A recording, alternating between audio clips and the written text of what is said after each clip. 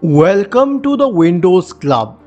A very commonly reported error while trying to download Windows updates is 0x800f0988 on Windows 10. Now, if you encounter this error, either go to this article on the Windows Club, the link has been shared in the description section, or simply watch this video. We will guide you through the solution.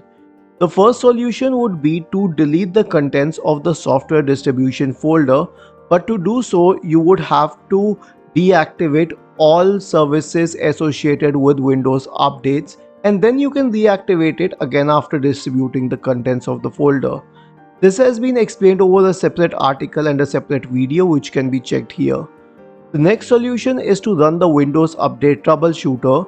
So click on the Start button, select Settings, scroll down to Update and Security, go to the Troubleshoot tab, click on Additional Troubleshooters, select the Windows Update Troubleshooter and click on Run the Troubleshooter to run the Windows Update Troubleshooter.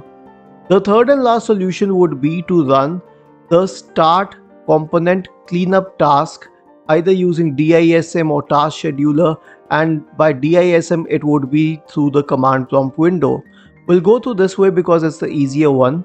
Simply copy this command line, go to the Windows 10 search bar, search for command prompt, click on Run as Administrator to open the elevated command prompt window, copy and paste the command here and let it do its job.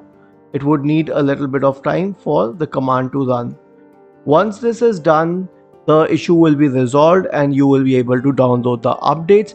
But if it persists, please go to the original article on the Windows Club, scroll down to the comment section and write your query. We will surely answer to it. Do not forget to subscribe to the channel. Thank you for watching this video and have a nice day.